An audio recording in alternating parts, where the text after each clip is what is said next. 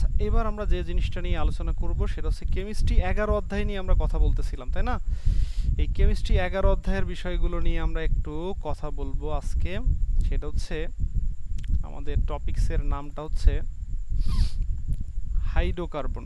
ওকে, এই হাইড্রোকার্বন টপিকসটা নিয়ে আমরা কথা বলবো। আমরা এর আগ পর্যন্ত পড়েছি। এখন এই হাইড্রোকার্বন জিনিসটা আসলে কি সেটা নিয়ে আমাদের কথা বলার আছে, এবং হাইড্রোকার্বনটা আমরা ঠিকঠাকভাবে বুঝবো, ঠিকঠাকভাবে বুঝে বুঝে পড়তে হবে। এই অংশটা আমাদের খুবই বোঝার আছে, এবং এই অধ্যায়টা খুবই বোঝার অধ্যায়। হ্যাঁ, আচ্ছা, ওকে। তো হাইড্রোকার্বন আসলে কি? হাইড্রোকার্বন থেকে আমরা বুঝতে পারছি হাইড্রো এবং কার্বন মানে হাইড্রোজেন আর হচ্ছে কার্বন।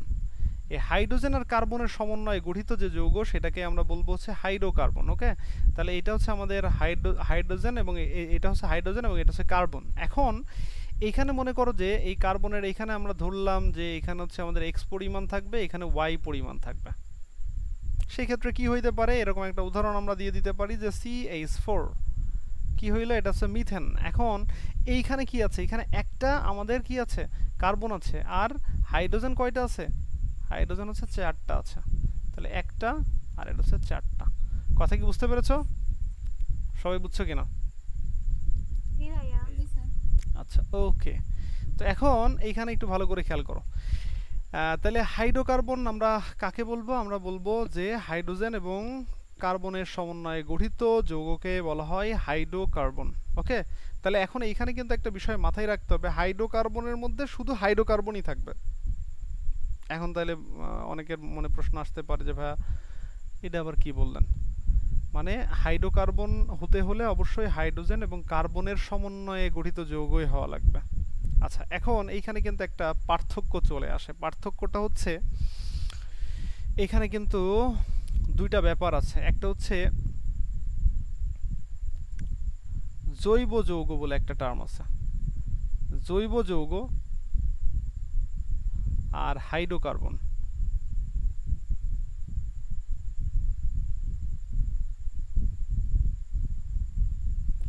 এই দুটার মধ্যে পার্থক্য আছে। এখন প্রশ্ন হচ্ছে যে ভাইয়া তাহলে এই দুটোর মধ্যে কি পার্থক্য? হাইড্রোকার্বন মানে হচ্ছে হাইড্রোজেন আর কার্বনের সমন্বয়ে যৌগ হওয়া লাগবে, মানে হাইড্রোজেন আর কার্বন ছাড়া অন্য কোনো কিছু থাকা যাবে না। পৃথিবীর অন্য কোনো কিছু থাকলে সেটাকে আমরা হাইড্রোকার্বন বলবো না। এটা হচ্ছে হাইড্রোকার্বন। আর হাইড্রোকার্বনের জাতক বলে একটা টার্ম আছে, জাতক। অনেকে বলবে ভাইয়া এই জাতক শব্দ আবার কোথা থেকে আসলো? এই জাতক শব্দ তোমরাও শুনেছো, কিন্তু তোমরা শুনেছো যে নবজাতক, তাই তো? এরকম শব্দ শোনো নাই? এই নবজাতক মানে কি বলো? হ্যাঁ, নতুন যে পৃথিবীতে আসলো, তাই না? নতুন যে পৃথিবীতে আসলো, মনে করো যে আমরা এমন বলতে পারি আমরা যখন একবারে বাচ্চা ছিলাম তখন আসলে আমরা কি হয়েছিলাম, আমরাও ছিলাম হচ্ছে নবজাতক। এখন প্রশ্ন হচ্ছে আমরা আমাদের মায়ের পেট থেকে আসছি, তাই না? তো এখন প্রশ্ন হচ্ছে যে তাহলে আমরা হচ্ছে আমাদের পিতা মাতার হচ্ছে জাতক বলতে পারো। হ্যাঁ, মানে পিতা মাতা থেকে আমরা আসছি, তার মানে আমরা পিতা মাতার জাতক। কথা কি বুঝতে পেরেছো? আর এই নব মানে নতুন বোঝায়, নতুন ভাবে যে জন্মগ্রহণ করলো তাকে আমরা বলবো নবজাতক। এখন বিষয় হচ্ছে তাহলে জাতক ব্যাপারটা কি? জাতক মানে হচ্ছে ওই যে মা থেকে আসা। তো এখন মা থেকে আসা মানে কি, কোন একটা জিনিস থেকে তৈরি হওয়া। এখন একটা বিষয় হচ্ছে এইটা মনে করো CH4। এখন এই CH4 থেকে মনে করো আমি এইখানে কি করলাম, এইখানে হচ্ছে CH4 এর আমি একটা হাইড্রোজেনকে মনে করো যে বললাম যে তুই বেটা চলে যা এখান থেকে, আরেকজনকে আমি নিয়ে আসি। তাহলে নতুন একজনকে নিয়ে আসলাম, সেটা হচ্ছে মনে করো ক্লোরিন। তাহলে আমি এখন কি বলবো বলো, এই যে আমাদের ক্লোরোমিথেন, এই জিনিসটার নাম হচ্ছে ক্লোরোমিথেন এখন, বা মিথাইল ক্লোরাইডও অনেক সময় বলা হয়। তো এই জিনিসটা নাম আগেই কিন্তু ফ্যাক্ট না, নামগুলো আমরা আস্তে আস্তে শিখবো, তখন সবই তুমি নাম বলতে পারবা, যে কোনো যৌগে দেখে তুমি নাম বলতে পারবা, নাম শিখবো। এখন বিষয় হচ্ছে যে এই যে জিনিসটা, এই জিনিসটা কোথা থেকে আসলো? এই মিথেন থেকে আসছে। তাহলে মিথেনের জাতক হচ্ছে এটা। কথা কি বুঝতে পেরেছো? আচ্ছা, যদি আমি এমন বলি CH CH4 না, সি, আমি যদি এরকম বলি যে CCl4, carbon tetrachloride. Carbon tetrachloride এখানে কি হয়েছে? এখানে আসলে প্রথমে বিষয়টা এরকম ছিল, প্রথমে একটা হাইড্রোজেন চলে গেল, একটা ক্লোরিন যুক্ত হলো, আরেকটা হাইড্রোজেন চলে গেল, ক্লোরিন যুক্ত হলো, আরেকটা হাইড্রোজেন চলে গেল, ক্লোরিন যুক্ত হলো, আরেকটা হাইড্রোজেন চলে গেল, ক্লোরিন যুক্ত হলো। তার মানে চারটা হাইড্রোজেন চলে যেয়ে রিপ্লেস করে ক্লোরিন যুক্ত করেছে।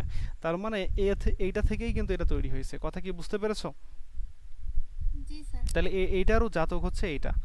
এখন প্রশ্ন হচ্ছে যে আমি কিন্তু এই জাতকগুলোকে কিন্তু কখনোই হাইড্রোকার্বন বলতে পারছি না। এখন প্রশ্ন হচ্ছে যে ভাইয়া কেন বলতে পারবো না?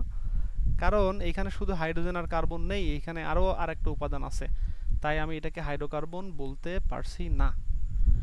এখন তাহলে ভাইয়া কি বলবো এটাকে? এইটাকে আসলে আমরা এই দুইটা জিনিসকে একসাথে, সবাই মনোযোগ দিবা কিন্তু, এই দুইটাকে একসাথে বলা হবে জৈব যৌগ। অনেক সময় এটাকে জৈব যৌগ না বলে জৈব রসায়ন বলা হয়। ওকে, তাহলে আমি কি বলবো যে হাইড্রোকার্বন মানে হাইড্রোজেন আর কার্বনই থাকা লাগবে শুধু, আর ওর যে জাতকগুলো আছে হাইড্রোকার্বন এবং হাইড্রোকার্বনের জাতকগুলো মিলে যা তৈরি হবে সেটাকে বলা হবে জৈব যৌগ। কে বোঝো নাই বলো? কে বোঝো নাই বলো? সব ভাইয়া তাহলে মিথাইল ক্লোরাইড জৈব যৌগ? মিথাইল ক্লোরাইড, এই যে একটু আগেই দেখালাম মিথাইল ক্লোরাইড। ওকে, তাহলে এই মিথাইল ক্লোরাইডকে আমরা কি বলবো? অবশ্যই জৈব যৌগ বলবো। এখন বিষয় হচ্ছে আমাদের এই অধ্যায়ের মধ্যে তুমি যখন পড়বা তখন তুমি কিন্তু বুঝতে পারবা, এর মধ্যে দেখবা যে ম্যাক্সিমাম জিনিসই চলে আসবে সব হচ্ছে জৈব যৌগ। হাইড্রোকার্বন থেকে শুধু এই সব জৈব যৌগ তৈরি হবে। ওকে, তো এখন প্রশ্ন হচ্ছে যে হাইড্রোকার্বন নিজেও তো জৈব যৌগ। তার মানে এই অধ্যায়ের যে এখানে যে হাইড্রোকার্বন টপিকসটা নাম দিছে, এখানে যে শুধুমাত্র হাইড্রোকার্বন নিয়ে এই অধ্যায়ে আলোচনা করা হবে এমন কিন্তু না। আগের সময়ে এই অধ্যায়ের নাম জৈব যৌগ দেওয়া ছিল। কেন? কারণ ওর মধ্যে হাইড্রোকার্বনও আলোচনা হবে, আবার ওর মধ্যে কি হবে জৈব যৌগও আলোচনা করা হবে। তো যেহেতু মূল জিনিসটা জৈব যৌগ, এই জন্য জৈব যৌগ নাম ছিল। এবং তুমিও পরবর্তীতে এই সেম কাজটাই কিন্তু দেখতে পাবা। কি দেখতে পাবা? তোমার ইন্টারমিডিয়েটের বইতে দেখতে পাবা যে ওইখানে লেখা আছে জৈব রসায়ন। কথা কি ক্লিয়ার? জি ভাইয়া। তাইলে এটা কিন্তু একবারে বেসিক জিনিস, বইয়ের মধ্যে কোথাও লেখা পাবা না যে কি ধরনের জিনিস, তাই এখানে কিন্তু ঝামেলা সৃষ্টি হয়ে যায়। কি ঝামেলা সৃষ্টি হয় বলো তো? এখন তুমি বইয়ের মধ্যে তো এই ধরনের যৌগ অহরহর দেখে থাকবা, এরকম দেখবা যে এরকম অনেক ধরনের যৌগ থাকবে। হ্যাঁ, এরকম অনেক ধরনের, এখানে মনে করো এরকম অনেক ধরনের যৌগ থাকবে। এরকম মনে করো যে তোমার দেওয়া থাকলো, এখন তোমাকে প্রশ্ন করলো, চারটা অপশনে দিয়ে বললো নিচের কোনটি হাইড্রোকার্বন, তো এইটা বলে দিবা। এটা হচ্ছে আমাদের হাইড্রোকার্বন, আর বাকিগুলা সব আমরা বলবো হচ্ছে এই সবগুলাই হচ্ছে আসলে কি জৈব যৌগ। জি জি। কথা কি বুঝতে পেরেছো? জি স্যার। আচ্ছা, এখন যদি বলে যে নিচের কোনটি অজৈব যৌগ, তাহলে এখন তোমাকে প্রশ্ন দিল যে অজৈব যৌগ, তাহলে কি চিনতে পারবা? জি স্যার। জি স্যার বললো ফাইজা। এখন ফাইজা কিভাবে চিনবে দেখি, ফাইজা বলুক। ফাইজা সরি স্যার, সরি স্যার। আচ্ছা ওকে, তাহলে এটা আমরা বুঝতে পারছি না যে আসলে জৈব যৌগ আমি চিনে ফেললাম, তাইলে অজৈব যৌগ কেন চিনতে পারছি না? তাহলে এইগুলো বাদে যা থাকবে সবই কি,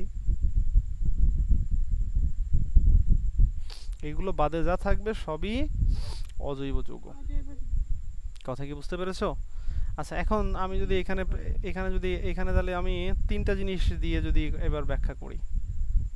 একটা হচ্ছে আমাদের হাইড্রোকার্বন।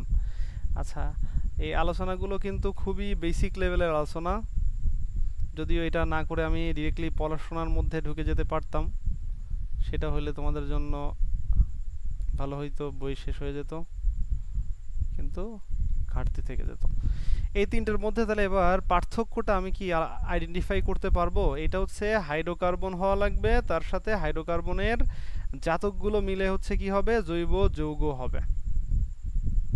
এটা শুধু হাইড্রোকার্বন, আর এটা হচ্ছে হাইড্রোকার্বন এবং জাতক।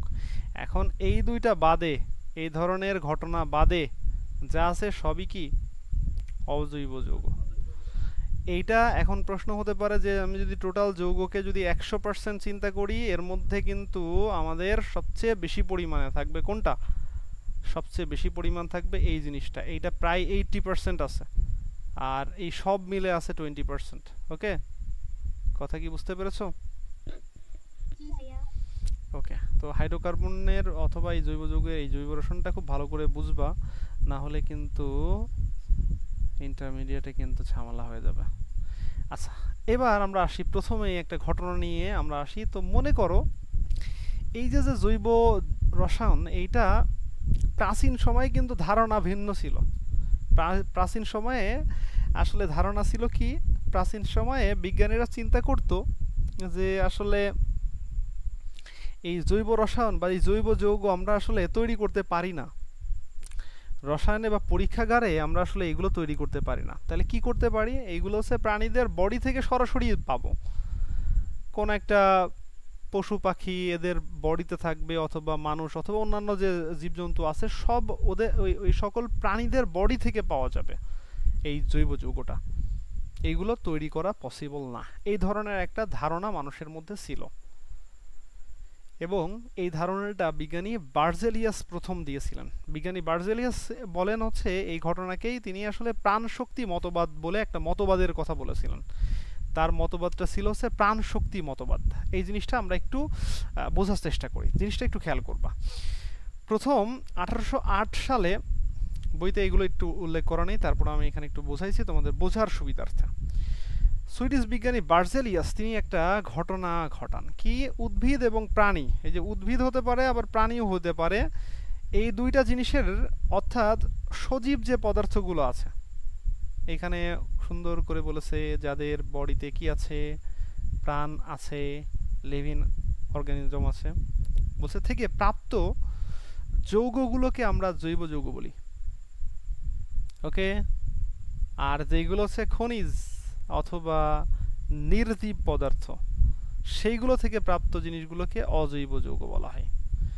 তাহলে জিনিসটা সবাই মনে হয় ক্লিয়ার হয়েছি যে যাদের মধ্যে সজীব পদার্থ বলতে কিগুলা? এই যে এখানে বলছেই তো, এখানে বলেই দিয়েছে যে উদ্ভিদ হবে, প্রাণী হবে, অর্থাৎ এই যে অর্থাৎ বলে দিয়েছে যে এই এই এই দুইটা জিনিসেরই তো আসলে কি থাকে, যে প্রাণ থাকে না, প্রাণ, এদের হচ্ছে প্রাণ থাকে, এদের হচ্ছে প্রাণ থাকে, তো এদের প্রাণ থাকে, এই প্রাণ থাকে যাদের, তাদেরকে আসলে সজীব পদার্থ বলা হয়। ওকে, মানে যারা এই যে লিভিং মানে হচ্ছে বেঁচে আছে যারা আর কি, বুঝতে পারছো, যাদের প্রাণ আছে আর কি। তো এখন তাদেরকে আমরা জৈব যৌগ বলবো, মানে তাদের থেকে প্রাপ্ত যৌগগুলোকে আমরা জৈব যৌগ বলবো। আর যেইগুলো ওই যে খনিজ পদার্থ, ওই যে মাটির নিচ থেকে যে সকল খনিজ পদার্থ পাওয়া যাবে, নির্জীব যে পদার্থগুলো আছে সেখান থেকে যেগুলো পাবো সেগুলোকে অজৈব যৌগ বলবো।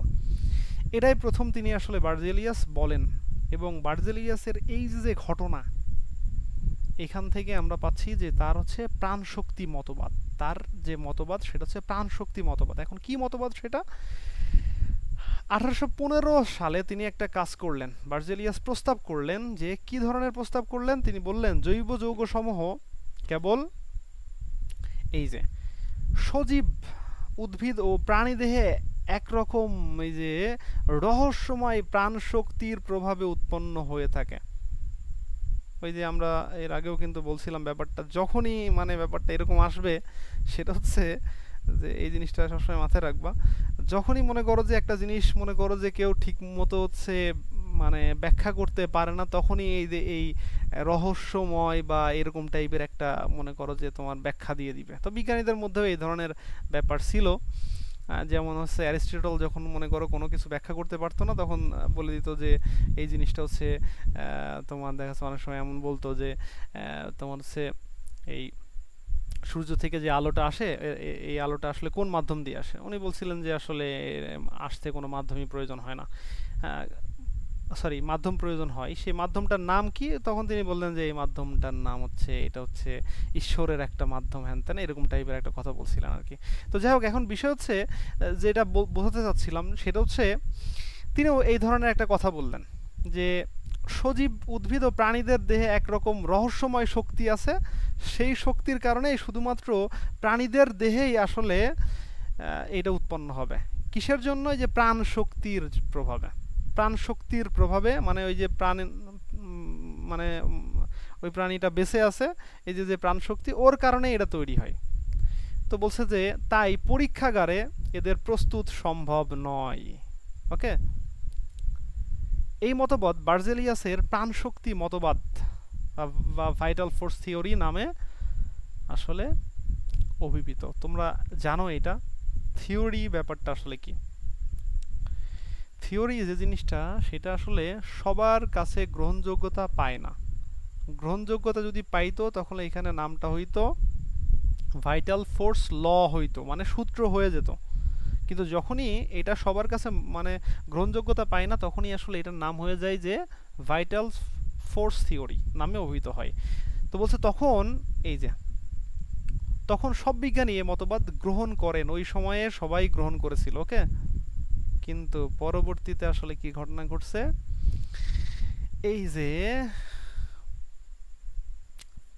ফ্রিডরিখ ভোলার এর যদিও এই যে এই উচ্চারণ কিন্তু আসলে মানে জার্মান ভাষায় এই যে ডাব্লিউ এর উচ্চারণ হচ্ছে ভয়ের মতো হয়। হ্যাঁ, এই জন্য এটা যদিও ওহলার মনে করো যে এরকম টাইপের একটা নাম, কিন্তু মানে এটাকে আমরা বলতেছি হচ্ছে ভোলার। হ্যাঁ, তো এখন এই ভোলার কি করেন, তিনি আসলে যুগান্তকারী একটা ঘটনা ঘটায় ফেলেন। যদিও তিনি আসলে মানে ইচ্ছা করে তৈরি করেননি, মানে এটা হয়ে গেছে আর কি। ব্যাপারটা কেমন সেটা হচ্ছে, তিনি অ্যামোনিয়াম সায়ানাইডকে উত্তপ্ত করে ইউরিয়া প্রস্তুত করে ফেলেন। এটি ছিল জৈব রসায়নের প্রথম যৌগ। হ্যাঁ, তো এখন প্রশ্ন হচ্ছে যে কি ঘটনা ঘটিয়ে ফেলেছিলেন? অ্যামোনিয়াম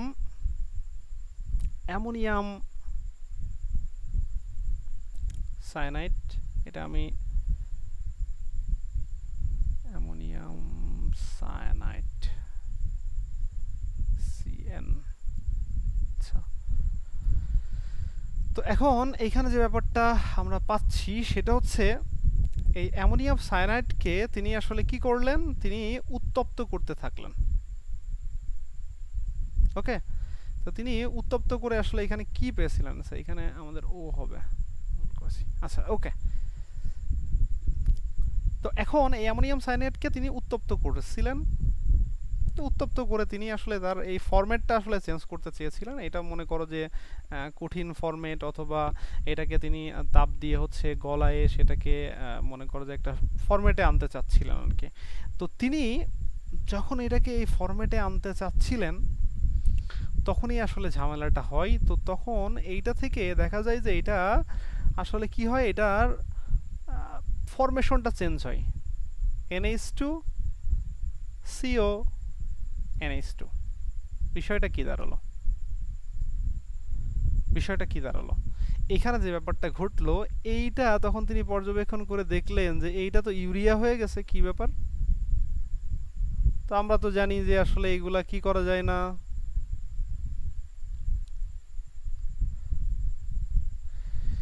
আমরা তো জানি এইগুলা আসলে তোমার পরীক্ষাগারে এটা তো তৈরি করা যায় না। তো এটা কিভাবে তৈরি হইলো? তখন তিনি লক্ষ্য করলেন আসলেই তো এটা তো একটা জৈব যৌগ, এটা তো একটা জৈব রসায়ন, জৈব যৌগ। তো তখন তার মাথার মধ্যে চিন্তা আসলো কি ব্যাপার, তাইলে জৈব যৌগ পরীক্ষাগারে তৈরি করা যায়? তখন তিনি দৃঢ় কণ্ঠে বলে দিলেন যে হ্যাঁ, আসলে জৈব যৌগ মানে বার্জেলিয়াসের ওই মতবাদ ঠিক না, বা বার্জেলিয়াসের ওই মতবাদ ঠিক না। আমি কি করেছি, আমি এই যে জৈব যৌগ তৈরি করে ফেলেছি। কি করেছে, এই যে অ্যামোনিয়াম সায়ানাইডকে তাপ দিয়ে সে কি করে ফেলেছে, ইউরিয়া প্রস্তুত করে ফেলেছে।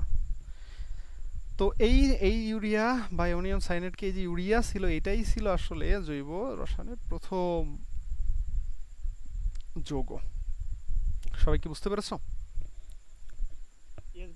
আচ্ছা, এখন এটাকে কিন্তু আবার আমরা আর একটা জিনিসও বলে থাকি, আমরা বলে থাকি যে আণবিক সংকেত একই, বাট গাঠনিক সংকেত যদি ভিন্ন হয় তখন একটাকে আরেকটার সমাণু বলা হয়। আমরা 7 অধ্যায়ের মধ্যে পড়েছিলাম সমাণু।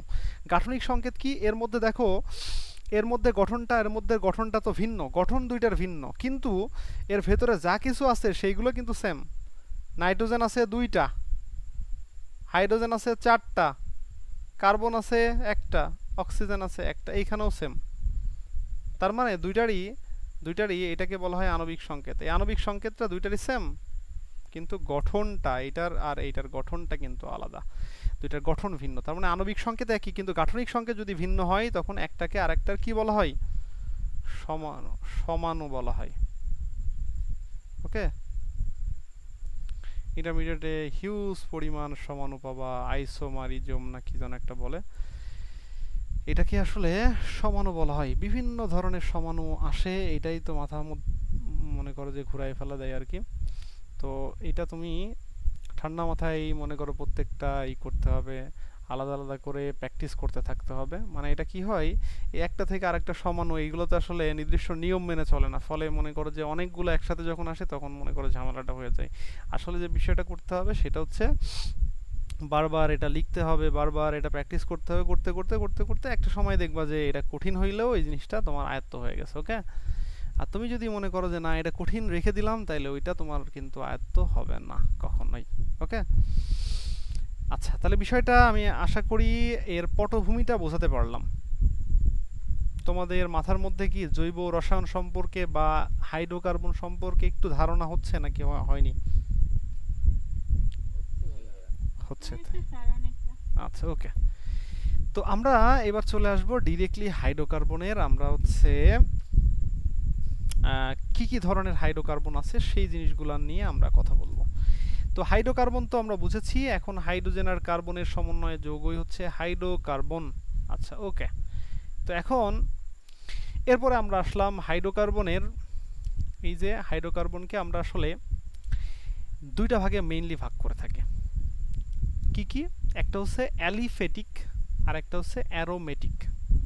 একটা হচ্ছে অ্যালিফেটিক আর একটা হচ্ছে অ্যারোমেটিক। তো এখন এইখানে আমরা অ্যালিফেটিককে আবার দুই ভাগে ভাগ করেছি, একটা হচ্ছে মুক্ত শিকল আর একটা হচ্ছে বদ্ধ শিকল।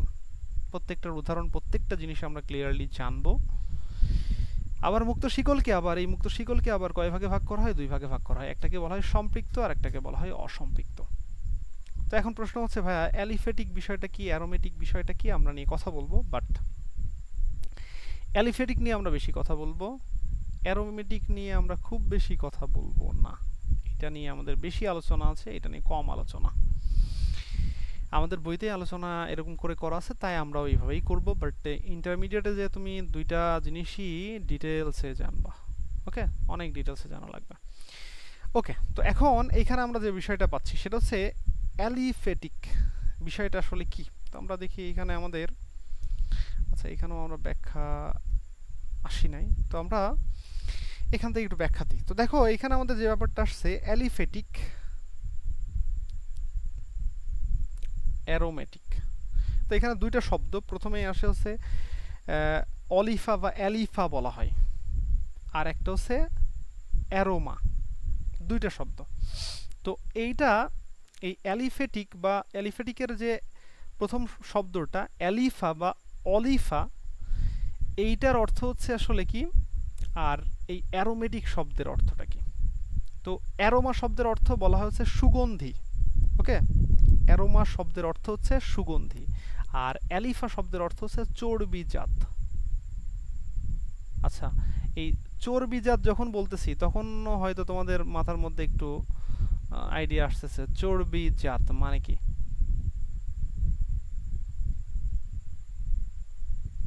মানে চর্বির মতো জিনিস। ওকে, চর্বির মতো জিনিস। তো এই চর্বির মতো যে জিনিস সেটা আসলে আসতেছে অ্যালিফা শব্দ থেকে।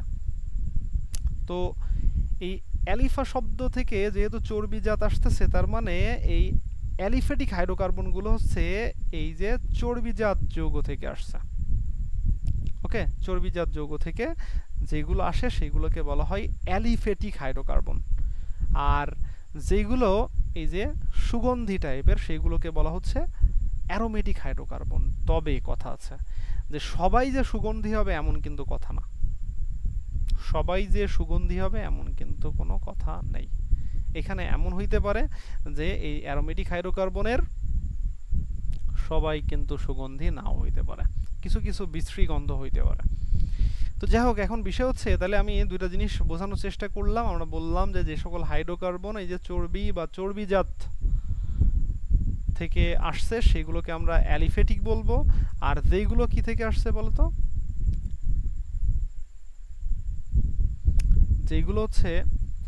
যেইগুলো আসলে একটু সুগন্ধি টাইপের ছিল সেইগুলোকে আমরা বলবো হচ্ছে অ্যারোমেটিক হাইড্রোকার্বন।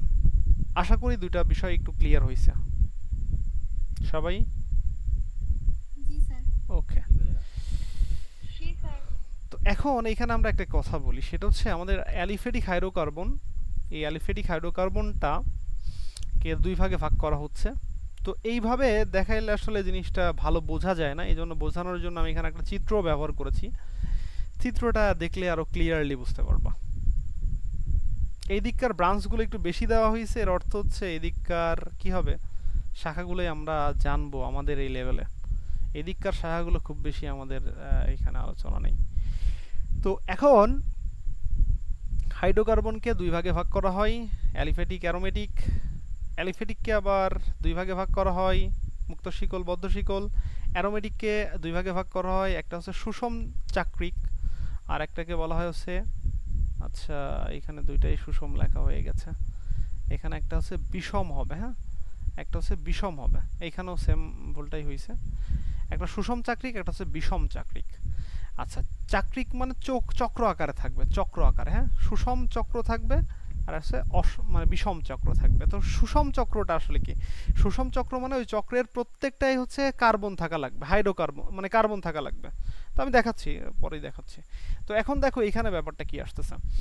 তো হাইড্রোকার্বন থেকে আমি অ্যালিফেটিক পাইলাম, অ্যারোমেটিক পাইলাম, এখান থেকে মুক্ত শিকল, বদ্ধ শিকল। তো মুক্ত শিকল আর বদ্ধ শিকল ব্যাপারটা কি?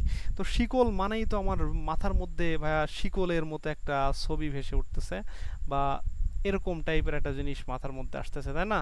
তো আসুক, সমস্যা নেই, এরকম টাইপের একটা জিনিসই মাথার মধ্যে আসুক। এটাকে আমি মুক্ত বলতেছি। আচ্ছা ভাইয়া ঠিক আছে, তাহলে এরকম টাইপের একটা জিনিস হইলে সেটাকে আমরা কি বলবো? আমরা হচ্ছে বদ্ধ শিকল বলবো। কথা কি বুঝতে পেরেছো? এই কথা বুঝছো নাকি বুঝো না? জি স্যার। হ্যাঁ, তাহলে এইটা হচ্ছে মুক্ত শিকল, এটা হচ্ছে বদ্ধ শিকল। তো শিকল তো বুঝতে পারছি ভাইয়া। তাহলে এইখানে ব্যাপারটা কি, এইটাও ওই সেম ঘটনা। এখানে যদি কার্বনগুলো এরকম পরপর এরকম যুক্ত থাকে তখন এটাকে বলবো মুক্ত, আর যদি কার্বনগুলো কি হয়, কার্বনগুলো এরকম বদ্ধ আকারে থাকে তখন সেটাকে আমরা বলবো বদ্ধ শিকল। কথা কি বুঝতে কারো অসুবিধা থাকলে বলো। তাহলে মুক্ত শিকল, বদ্ধ শিকল সবাই ক্লিয়ার? আচ্ছা, এখন এই মুক্ত শিকলের মধ্যে সম্পৃক্ত অসম্পৃক্ত নিয়ে কথা বলা হয়েছে।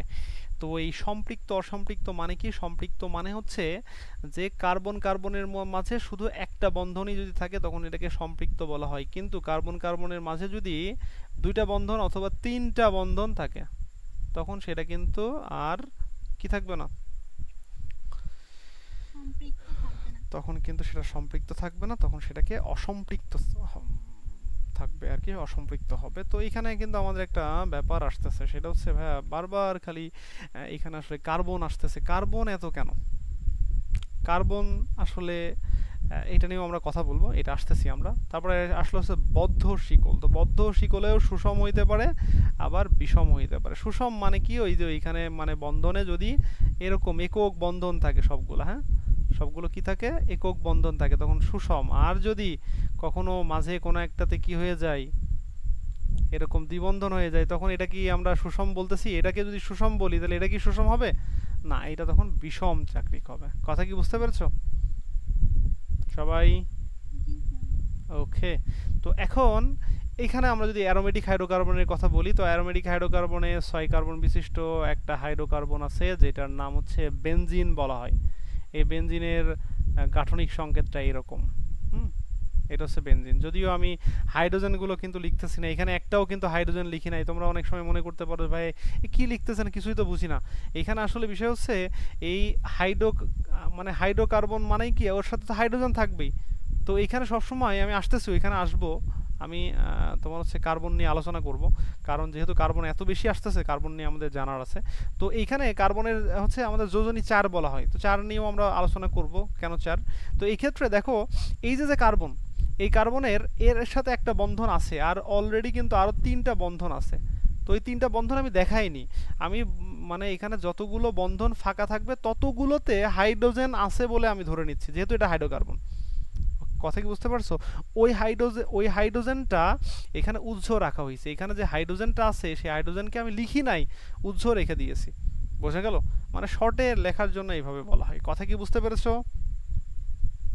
জি স্যার। আচ্ছা এখন বলো তো এইখানে এইখানে কি ঘটনা ঘটেছে? এখানে একটা কার্বন আছে না, কার্বন এখানে একটা, কার্বনের হাত হচ্ছে চারটা, তাহলে এখানে দুইটা আছে, আরো দুইটা কিন্তু ফাঁকা আছে, তাহলে ওই দুটাতে হাইড্রোজেন আছে।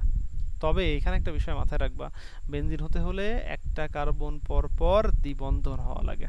আচ্ছা বলো তো এইবার প্রত্যেকটা কার্বনে কয়টা করে হাত ফাঁকা আছে, মানে কয়টা করে যোজন হিসেবে? হ্যাঁ একটা করে। এখানে তিনটায় যে বন্ধন আছে আর একটাই যে ফাঁকা আছে। কথা কি বুঝতে পারছো? ওইখানে কিন্তু উৎস আছে, এই জিনিসটা কিন্তু আমরা দেখাচ্ছি না, তোমরা এটা বুঝে নিও। আচ্ছা এবার একটু বিষয়টা খেয়াল করো।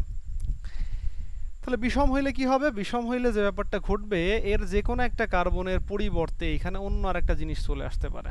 এইখানে কার্বনটা বাদ রেখে এখানে মনে করো চলে আসলো হচ্ছে নাইট্রোজেন অথবা অক্সিজেন, এরকম টাইপের কোনো একটা জিনিস আসলে তখন সেটাকে আমরা বিষম চাকরিক বলে থাকি।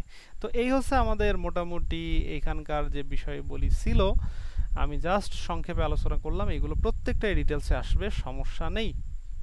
আচ্ছা আচ্ছা এইখানে এইগুলোতে এমন কেন? আচ্ছা ওকে, এখন এইখানে একটা বিষয় তুমি খেয়াল করো। তো এখন আমরা সেইগুলো এই যে এই ডিটেলসে এই বিষয়গুলো আসতেছে, তবে তার আগে আমরা আর একটা বিষয় একটু জেনে নিই। সেটা হচ্ছে আমি একটু জানাবো, সেটা হচ্ছে কি বিষয় নিয়ে আমরা কথা বলবো। সেটা হচ্ছে আমরা অল্প কিছু সময়ের মধ্যে ক্লাসটা শেষ করে দিব। বেশি লং ক্লাস হইলে তোমাদের মনোযোগ থাকবে না, ফলে এই জিনিসগুলো বুঝতেও অসুবিধা হবে। তো সবাই একটু মনোযোগ দিবা, তারপরেও একটু অল্প সময় মনোযোগ দেওয়ার চেষ্টা করো। জিনিসগুলো কিন্তু না বুঝতে পারলে এগুলো কিন্তু খুবই বিপদ হয়ে যাবে। হ্যাঁ আচ্ছা এখন প্রশ্নটা হচ্ছে যে ভাইয়া এই এত যে আসলে যৌগ আমি পাচ্ছি এখানে, আসলে এত বেশি পরিমাণে হচ্ছে কার্বন আসার পেছনের কারণটা কি? এই কার্বনটা আসলে কার্বনের মধ্যে কি এমন আছে, কি এমন ক্ষমতা আছে যে কার্বন নিয়ে আমরা এত পড়াশোনা করতেছি? আচ্ছা তো কার্বনটাকে আমরা একটু বিশ্লেষণ করার চেষ্টা করি। আচ্ছা অনেকেই কিন্তু এই কার্বন বলতেছে, অনেকেই বুঝতেই পারে না যে ভাইয়া কার্বন কি জিনিস, কি পড়াচ্ছেন, কার্বনটা আসলে কি বলতে পারবো কেউ? এই কার্বনটা কি, কোথায় দেখেছো বলো তো? কেউ দেখেছো এই কার্বনকে? পর্যায় সারণীতে দেখেছো? বাস্তবে কেউ দেখো নাই? এই বাস পেন্সিলে। ও বললো পেন্সিলে, আর কেউ?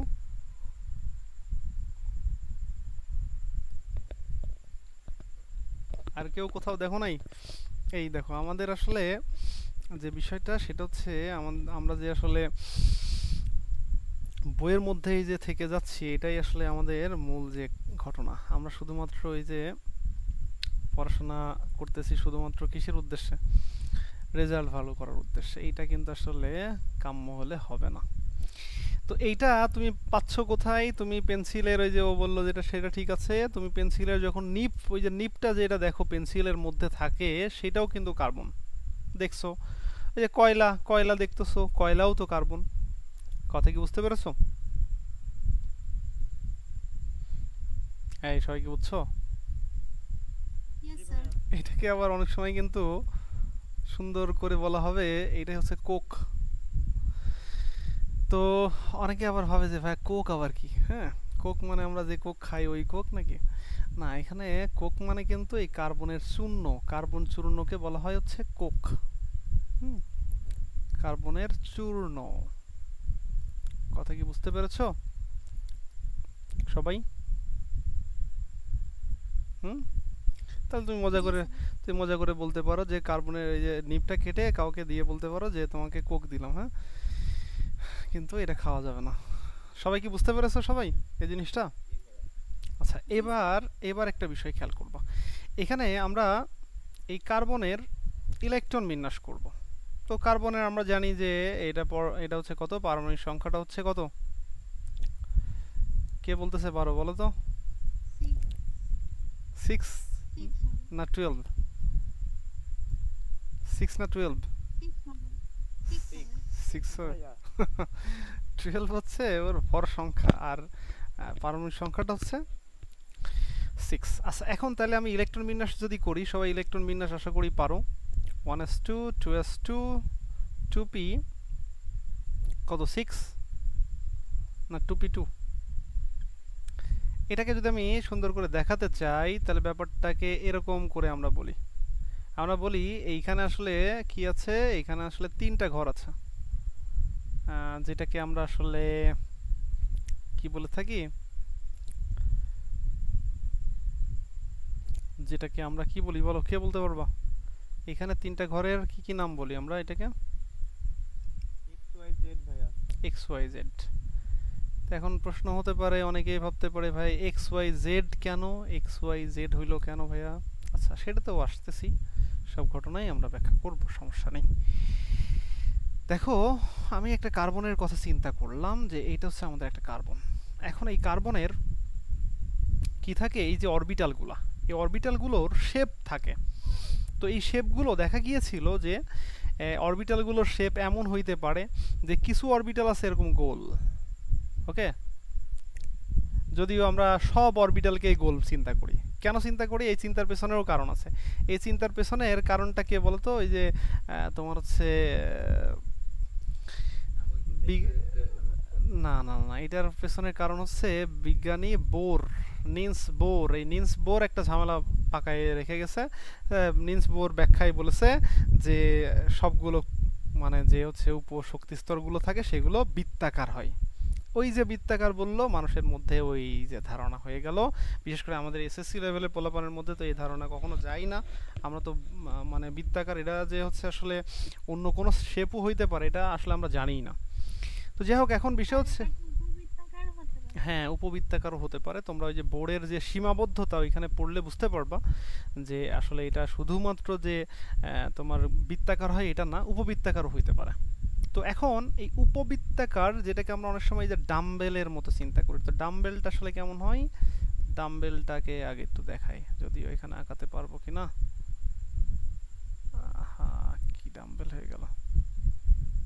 আচ্ছা এরকম টাইপের একটা গঠন, এটাকে বলা হয় ডাম্বেল, মানে এইরকম টাইপের একটা জিনিস, হ্যাঁ এরকম টাইপের একটা জিনিস, তো এটাকে বলা হয় হচ্ছে ডাম্বেল। তো এখন এই যে ইলেকট্রন যখন ঘোরে তখন কিন্তু কিছু ইলেকট্রন কিভাবে ঘোরে, কিছু ইলেকট্রন এইখান থেকে এই বরাবর এইরকম করে ঘোরে, কিছু ঘোরে বৃত্তাকার অবস্থায়, কিছু ঘোরে এই বরাবর, এইখান থেকে এরকম বরাবর ঘোরে। হ্যাঁ, তো এই ঘোরার উপর বেস করে দেখা গিয়েছিল যে কিছু ঘুরতেছে এক্স অক্ষ বরাবর, কিছু ওয়াই অক্ষ বরাবর, কিছু আবার অন্য আর একটা অক্ষ জেড অক্ষ বরাবর ঘুরতেছে।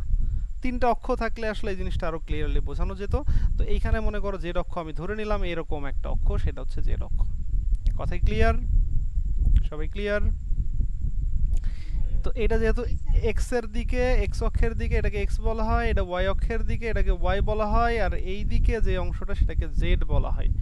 তো এই যে তিনটা অক্ষ, এই তিনটা অক্ষ এই যে এখানে বলা হয়েছে যে এই পি তে আসলে আমাদের এরকম ঘটনা ঘটে। পি অরবিটালে এই ধরনের জিনিস থাকে, এস অরবিটালে এরকম থাকে না, এস অরবিটাল শুধু গোলাকার।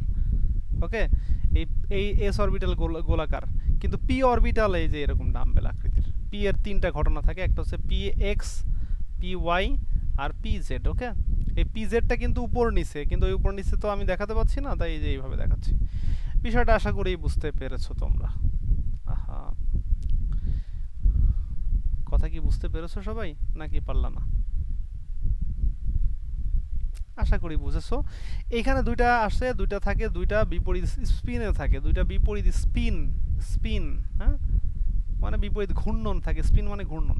তাহলে এইখানে দুইটা আছে, আর এইখানে কি আছে, এখানে হচ্ছে একটা আছে, এইখানে একটা আছে। ওকে, তো এখন একটু বিষয়টা খেয়াল করো, বিষয়টা কি ঘটতেছে।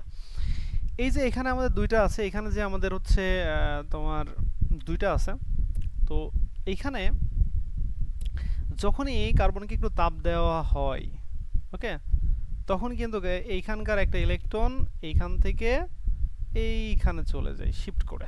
এখন প্রশ্ন হচ্ছে ভাইয়া শিফট কেন করে, কে বলতে পারবে অ্যান্সার? ওই যে আমরা বলেছিলাম যে তাপ দিলে সে কি হবে, তার অবস্থান চেঞ্জ করবে। তাপ দিলে কি ওইখানে সে থাকতে পারবে বলো? অনুপরমাণুগুলো কি হয়, কাঁপতে থাকে না, অবস্থান পরিবর্তন করে, ইলেকট্রনগুলো এই জায়গা চেঞ্জ করবে, তখন এরকম অবস্থা হয়ে যাবে। আচ্ছা এখন বলো তো কার্বন আগে ছিল কি অবস্থায়? আগে যখন এটা ছিল না তখন কি ছিল, তখন কিন্তু এইখানে তোমার হচ্ছে একটা ইলেকট্রন ছিল, তখন কিন্তু অযুগ্ম ছিল কয়টা, দুইটা, তাই এর যোজনী ছিল দুই। কিন্তু যখনই এইটা এইখানে চলে আসলো তখন এর যোজনী কত হবে, এর যোজনী কত হবে এবার বলো। 4 হবে। 4 হবে। এখন প্রশ্ন হচ্ছে যে ভাইয়া তাহলে এই হাইড্রোকার্বনে কার্বন কোনটা ব্যবহার করবে, কেউ বলতে পারবা কোনটা ব্যবহার করে? চারই ব্যবহার করে। 4ই ব্যবহার করে, এর কারণটা ব্যাখ্যা করতে হবে, কারণটা কি? কারণটা জানি না ভাইয়া। কেউ কি এর কারণটা বলতে পারবা? কারণটা হচ্ছে তুমি তো প্রথমেই শিখেছো যে এই জিনিসটা মাটির নিচ থেকে তুলতেছি পেট্রোলিয়াম, ক্রুড অয়েল, এই ক্রুড অয়েলকে তুমি কি করতেছো বলো? চাপ দিই ভাইয়া, মানে ওই আংশিক পাতন করে আলাদা করি। হ্যাঁ, ওটা কিসের উপর ভিত্তি করে করো বলো? স্ফুটনাঙ্কের উপর ভিত্তি করে। স্ফুটনাঙ্কের উপর ভিত্তি করে, তার মানে ওখানে কিন্তু তাপমাত্রার ব্যবহার থাকেই অলওয়েজ, তাই তো?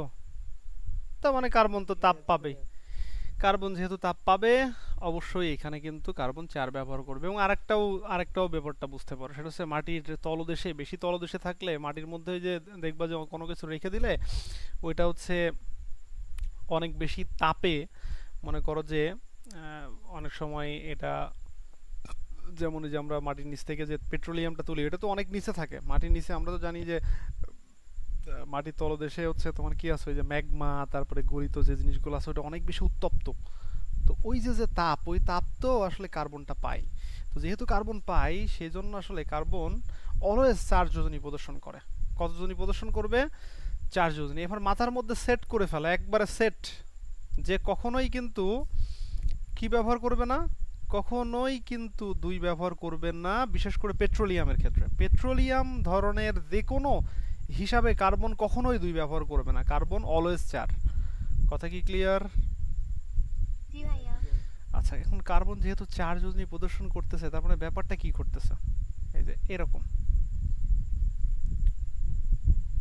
কথা কি বুঝতে পেরেছো? এরকম 4টা যোজনী মানে 4টা যোজনী মানে কিন্তু 4টা হাত আমরা বলে বলে থাকি, ঠিক আছে? 4টা যোজনী মানে কি 4টা হাত। কথা কি ক্লিয়ার? জি স্যার। ভাইয়া ওকে, তাহলে আমরা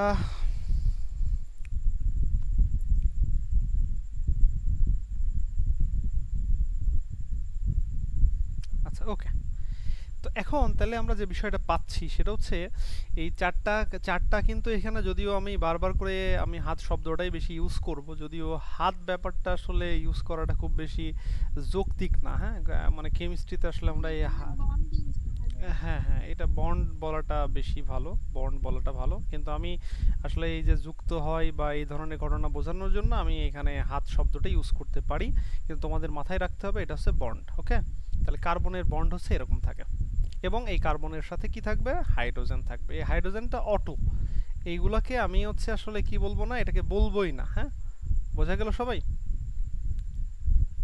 জি স্যার। আচ্ছা, আর একটা তথ্য একটু জানাই দিই, সেটা হচ্ছে অনেক সময় কিন্তু এইখানে কিন্তু একটা বিষয় কিন্তু ঘটবে, সেটা হচ্ছে, আচ্ছা এই যে এখানে আমি যেগুলো লিখতেছি এইগুলো কি জিনিস এটা একটু বলবা?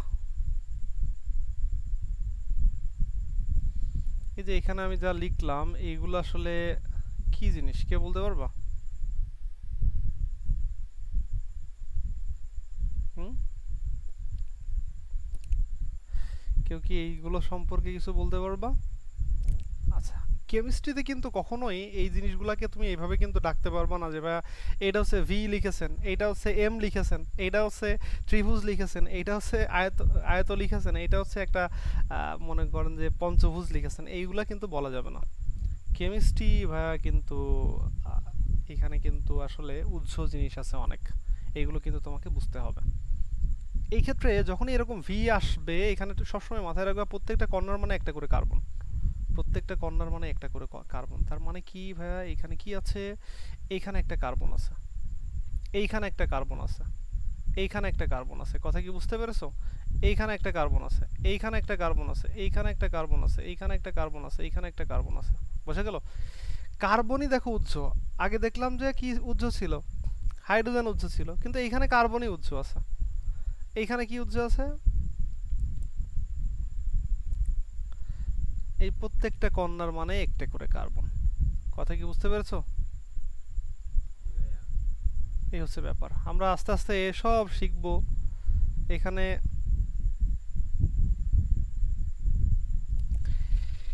এই যে যে বিষয়গুলো আছে সেইগুলো আমরা বলবো। তো এই ক্ষেত্রে দেখো তোমরা এই যে যে জিনিসগুলো পাচ্ছ এইগুলো আসলে কি? এইগুলা কিন্তু প্রত্যেকটাই কার্বন, প্রত্যেকটারই কিন্তু নাম আছে, আলাদা আলাদা প্রত্যেকটার নাম আছে। আমরা নামকরণ এখনো শিখি নাই, আমরা শিখবো অতি শীঘ্রই নামকরণ শিখবো। নামকরণ শিখলে তোমাদের হচ্ছে ওই যে আমার একটা স্যার ছিল, উনি বলতেন আসলে যখন তুমি অনেক বেশি কিছু জানবা তখন তোমার আসলে বলা হয় যে মাথা বড় হয়ে যাবে আর কি। তো এখন তিনি ক্লাসে ঢুকে বলতেন যে আজকে হচ্ছে মাথা বড় করা ক্লাস হবে, ঠিক আছে? তো আসলে মাথা বড় করা বলতে এটা মনে করো যে অর্থে ব্যবহার করতেন, কিন্তু এর অর্থ হচ্ছে তুমি অনেক কিছু শিখতে পারবা। তুমি যখন এই নামকরণটা শিখে ফেলবা তখন তোমার কাছে কেমিস্ট্রি অনেক অংশেই কিন্তু তোমার কাছে ইজি মনে হবে। যে যে কোনো জিনিসের তুমি যখন নাম বলতে পারবা তখন কেমিস্ট্রি আস্তে আস্তে তুমি কিন্তু কেমিস্ট্রি ভালো শিখতে পারবা আর কি। তো যাই হোক, এখন বিষয় হচ্ছে আমরা এখানে একটা নামও এখন বলতেছি না, কারণ নামগুলো বললে তুমি মনে করবা যে ভাইয়া আসলে কি বলতেছে, আমি তো বুঝতেছি না কিছুই। আচ্ছা, এখন এইখানে বিষয় হচ্ছে দেখো হাইড্রোকার্বন কি জিনিস বলেছি অলরেডি, এটা নিয়ে কোনো কথা বলার দরকার নেই। অ্যালিফ্যাটিক যৌগ কি জিনিস? এই যে অ্যালিফা, গ্রিক শব্দ যার অর্থ হচ্ছে চর্বি জাত। চর্বি থেকে প্রাপ্ত যে মুক্ত শিকল এবং বদ্ধ শিকল যে যৌগগুলো আছে তাদেরকে অ্যালিফ্যাটিক বলা হয়। অ্যালিফ্যাটিককে দুই ভাগে ভাগ করা, একটা হচ্ছে মুক্ত শিকল, একটা বদ্ধ শিকল। অলরেডি কথাগুলো বলা আছে। এরপরে আমরা আসি, এরপরে যে ব্যাপারটা আছে সেটা হচ্ছে, আচ্ছা এখানে আগের মনে হয় ক্লাসের জিনিসগুলো চলে আসছে। তো এখন এইখানে যে ব্যাপারটা আসছে সেটা হচ্ছে কি, দেখো মুক্ত শিকল হাইড্রোকার্বন কি জিনিস বলেছি। এই যে শিকলগুলো যখন এরকম করে থাকে, যে একটার পর একটা যুক্ত থাকে, তখন এটাকে মুক্ত বলি। মনে আছে তো? সবার কি মনে আছে? জি স্যার। একটু আগেই কিন্তু দেখালাম। এইটাকে কি বলা হবে? এটাকে বদ্ধ বলা হবে। তাহলে মুক্ত শিকল কি জিনিস, বদ্ধ শিকল কি জিনিস বুঝতে পেরেছো? সংজ্ঞাগুলো এই যে এখান থেকে দেখে নিলেই হবে। যে সকল হাইড্রোকার্বনের শিকলের প্রান্তদ্বয় দুটি মুক্ত অবস্থায় থাকে, মানে এই যে এইটা আর এটা মুক্ত অবস্থায় আছে, আর এইটা আর এই শেষেরটা যদি যুক্ত অবস্থায় থাকে তখন এটাকে আমরা এই যে বদ্ধ শিকল বলবো। কথা কি বুঝেছো সবাই? Yes sir. ওকে। তো এখন এইখানে একটা বিষয় দেখি। এখানে যে ব্যাপারটা আমরা নিয়ে আলোচনা করব সেটা হচ্ছে সম্পৃক্ত কোণগুলো, অসম্পৃক্ত কোণগুলো। এই যে আগে বললাম যে সম্পৃক্ত মানে খুব সহজেই তুমি এটা জানতে পারছো যে একক বন্ধন হলে সম্পৃক্ত, দ্বিবন্ধন অথবা ত্রিবন্ধন হলে এটাকে আমরা বলতে পারি কি অসম্পৃক্ত। ওকে, জি ভাইয়া। সবাই কি বুঝতে পেরেছো? আচ্ছা এটাও আমরা বলে দিই যেহেতু, আচ্ছা এখানে এমনি জাস্ট বলতেছি, এটা নিয়ে আরো আলোচনা আমরা আস্তে আস্তে পাবো। অ্যারোমা শব্দের অর্থটা কি বলেছিলাম বলতো? সুমিষ্ট গন্ধ। বলছে যে বেনজিন এবং বেনজিনের যে জাতক, এই যে এখানে কিন্তু একটা বিষয় তুমি শিখলা, কি বলতো? বেনজিনের জাতক মানে কি? বেনজিন, বেনজিন যে জিনিস ওইখান থেকে যা পাওয়া যাবে সেটা হচ্ছে বেনজিনের জাতক। এই বেনজিন এবং বেনজিনের জাতক এবং অন্যান্য কিছু চাকরিক যৌগকে আমরা অ্যারোমেটিক হাইড্রোকার্বন বলে থাকি। কথা কি বুঝতে পেরেছো? এটা নিয়ে আরো হিউজ আলোচনা হবে, আমি জাস্ট একটু সামগ্রিক একটু ধারণা তোমাদের দেওয়ার চেষ্টা করলাম। এগুলো নিয়ে আমাদের আরো হিউজ আলোচনা আছে। ওকে, তো আমি আগে এই অধ্যায় পড়ানোর আগে নামকরণটা শিখাই নিব, কারণ এই অধ্যায়ের মধ্যে যত যৌগ আসবে না এই নামকরণ ছাড়া তুমি কোনো যৌগই বুঝতে পারবে না, এই একটা ঝামেলা সৃষ্টি হবে। ওকে, এই জন্য তোমরা চেষ্টা করবা যে আমি যতটুকু পর্যন্ত এখন আজকে পড়ালাম ততটুকু পর্যন্ত প্রত্যেকটা জিনিস একটু আস্তে আস্তে ধারণা নেওয়ার চেষ্টা করো। এইটা কি, অ্যারোমেটিকটা কি, অ্যালিফ্যাটিকটা কি, মুক্ত শিকল কি, বদ্ধ শিকল কি, তারপরে আমাদের যে যে বিষয়গুলোর কথা আমরা বললাম সেইগুলো একটু ধারণা নেওয়ার চেষ্টা করো। তারপরে আমরা আস্তে আস্তে আরও ডিপ থিঙ্কিংয়ে যাব এবং এই জিনিসগুলো খুব ইজিলি মানে শিখে যাব। এখন আমি যখন ডিরেক্টলি পড়াইতাম তখন কিন্তু ব্যাজে আমি যে কাজটা করতাম সেটা হচ্ছে আমি 2 পৃষ্ঠা করে বা 3 পৃষ্ঠা করে পড়াইতাম, একবারে মুখস্থ সব। মানে কোনো কথা হবে না, তোমার বোঝানো হয়ে গেছে, সব কিছু হয়ে গেছে, এখন তোমার একদম মুখস্থ থাকা লাগবে সব কিছু। অ্যান্ড প্রশ্ন হচ্ছে যে ভাইয়া কেন এরকম করা লাগে, কারণ এই অধ্যায়টা খুবই গুরুত্বপূর্ণ। মানে তুমি এই জিনিসগুলো এইভাবে না শিখলে তুমি তোমার মনে থাকবে না এই জিনিসগুলো। আমি এই যে এখন পড়াই যাচ্ছি, তুমি 2 দিন পরেই একবারে ভুলে যাবে, একবারে ভুলে যাবা। এই জন্য তোমার যতটুকু পড়ানো হবে ততটুকু একবারে ক্লিয়ারলি পড়ে ফেলতে হবে, একবার মুখস্থ থাকবে।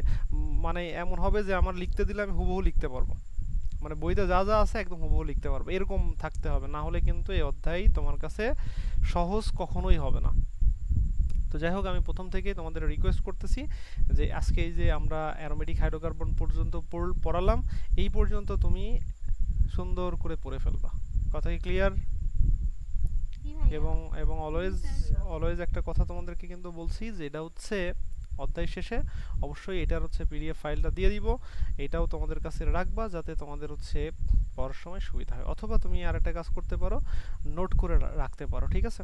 অনেকেই নোট করতে চায় না, তবে নোট করাটা অনেক ভালো জিনিস। তুমি তোমার মতো বুঝে বুঝে পড়ে পড়ে যদি তুমি এই জিনিসটা লিখে রাখো, সেটা পরীক্ষার আগে তোমার ওইটা পড়তে সবচেয়ে বেশি স্বাচ্ছন্দ্য বোধ হবে, হ্যাঁ, ওইটাই সবচেয়ে ভালো লাগবে। তো এই হচ্ছে মোটামুটি আমাদের বিষয় বলে আমরা এখানে আপাতত আজকের মতো রাখতেছি। তো কারো কোনো প্রশ্ন থাকলে বলতে হবে।